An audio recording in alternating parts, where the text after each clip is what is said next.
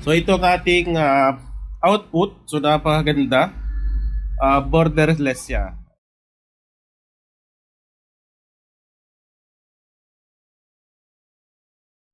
Okay guys, siyempre ang unahin natin, siyempre edit natin yung writing pad natin na grade 1 or grade 2. Okay, so meron tayo ditong grade 1 and grade 2 na writing pad line. So Canva template yan. So ang gagawin mo dyan, pwede mo i-edit yan. So pwede mo lagyan ng ganitong image or picture ng customer mo or ng chikiting mo. Okay, so pwede lagyan yan. Kahit ano pwede mo ilagay dyan. Okay, so Canva template kasi yan. So na-edit yan. So dito naman, meron tayong ready-made na ginawa na writing pad cover natin. Okay, so ito yung nilalagay sa likod ng ating writing pad. Parang personalized na din yan para kahit pa paano, siyempre, pag ito yung gamit ng ating chikiting, siyempre, sisipagin yan, di ba? Matutuwa yan tuwing gagamit siya ng ating writing pad, lalo favorite niya ang ating writing pad na design na one piece. Okay, so meron tayo ditong 9 na writing pad cover. So, i-edit mo na lang yan. So, ang gagawin mo dyan, lalagay mo na lang picture ng chikiting mo or ng customer mo. Okay? So, itong bilog na yan, dyan mo ilalagay o dyan mo idadrag yung picture ng ating chikiting. At syempre, bago mo i-print, kailangan i-edit mo muna yung name at yung grade section natin para complete yan bago mo siya i-download, bago mo siya i-print. Okay, so pwede mo siya edit kahit anong gawin mo dyan, pwede mo lagyan or pwede mo palitan yung design natin. So pinaka-template na talaga itong ginagawa natin at yung makukuha mo na writing pad natin. Okay, so same lang din naman yung mga design. Ayan, so iba-ibang character lang yan. Iba-ibang kulay, pwede mo palitan ng kulay. Okay? Ayan, so dito sa writing pad natin, yung lines, yun nga, pwede mo lagyan ng picture, kahit ano, pwede mo ilagay. So, pag na-edit mo na siya at gusto mo na siyang i-print, so ang gagawin mo dyan, i-click mo lang yung share, click mo yung download, tapos piliin mo yung PNG or JPEG. Yung JPEG kasi guys, yung JPG na yan, best for sharing lang yan. Okay? So, mas maganda tong PNG, best for complex images and illustration. So, pinaka-the best din yung PDF print. So, medyo mahirap nga lang yan para sa mga beginner natin. Kasi hindi mo siya ma-adjust doon sa gagamitin natin na software na pang-print. So, gamitin mo na lang yung PNG. Okay? So, dito, sa all pages, pwede mong piliin lang kung ano lang yung ida-download mo. Kunyari, yung page 1 lang, yung ating writing pad na pang grade 1. So, click mo lang yan.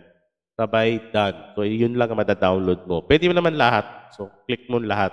Yan. So, para depende sa gusto mong decide. Okay? So, para mas mabilis lang. So, download mo lang siya. Yan. So, pag na-download mo yan, so, next tayo sa ating pag-print ng ating writing pad. Okay? Okay guys, so ang next step na gagawin natin, syempre, gagamitin natin ay Epson Photo Plus.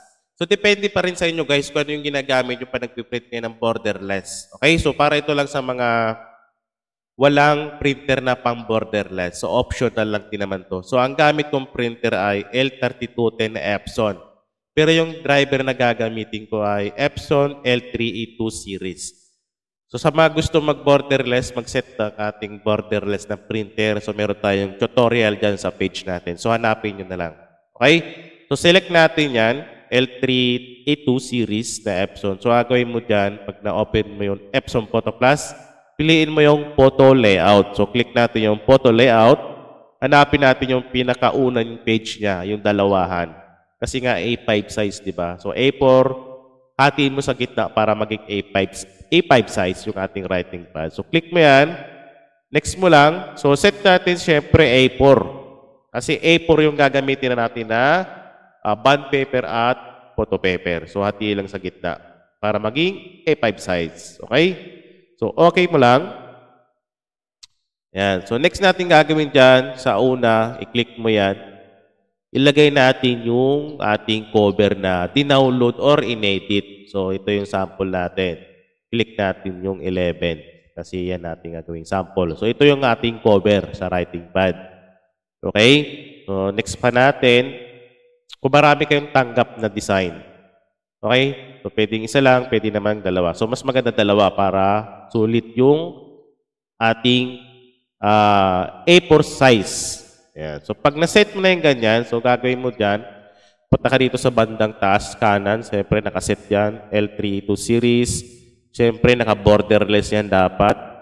Yung media type niya, Epson Premium Glossy pag gamit mo ay photo paper para sa ating cover.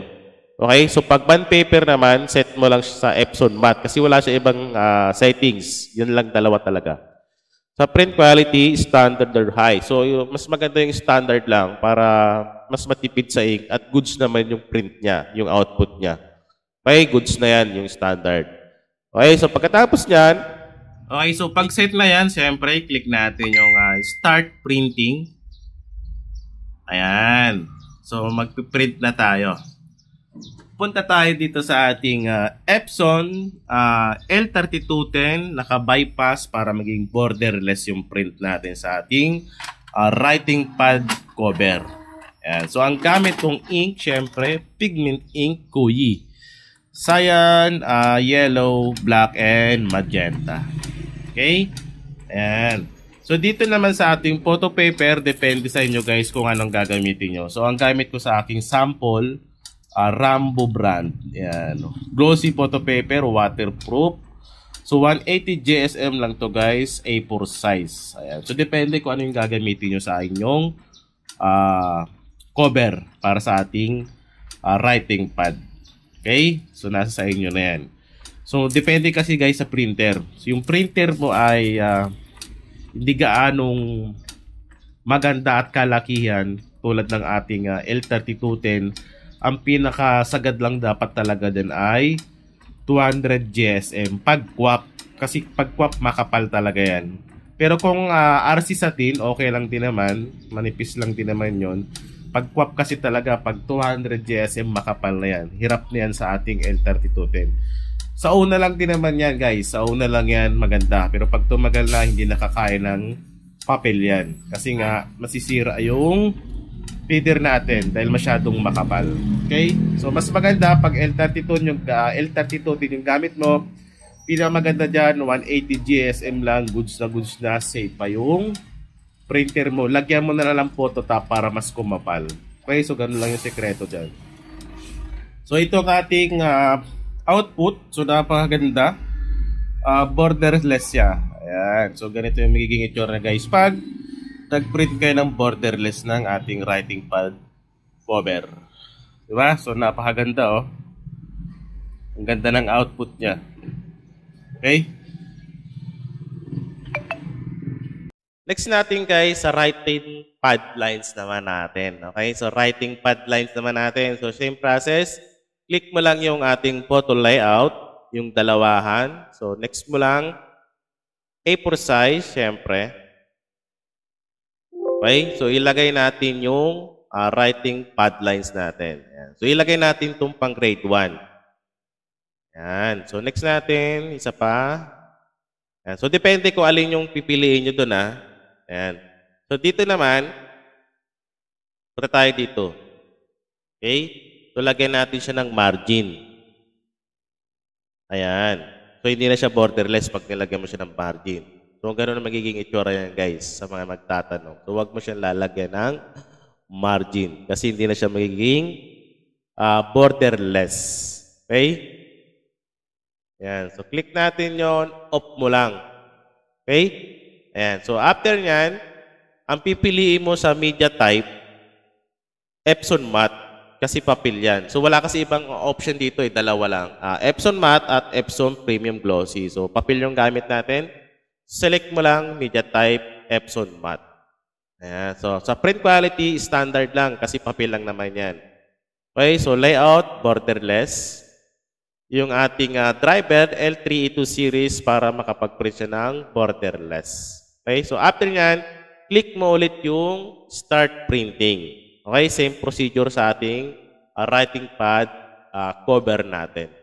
Okay? Okay guys, so ipapakita ko sa inyo kung paano mag-cut ng ating writing pad na A4 size para maging A5 size.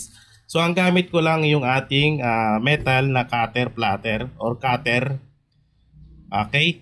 So dito makikita nyo meron naman siyang number na A5. Ayan. So A5 size yan. So gagawin mo dyan, ilalagay mo yung ating papel na A4 na nagprint. So di ko siya nilagyan ng lines kasi papangit yan. Pag hindi mo nakat ng maayos, meron siyang guwit. So gagawin mo dyan, itatapat mo lang dito sa ating A5. Sa kabay, ikakat mo siya. Okay, so napakadali lang naman yan. Yan, so ganito na magiging itsura niyan. Diba? Pang grade 1, pang grade 2. So same procedure sa ating writing pad na cover. Okay? So ilalagay mo lang din sa ating sizing sa pinaka line. Ayan.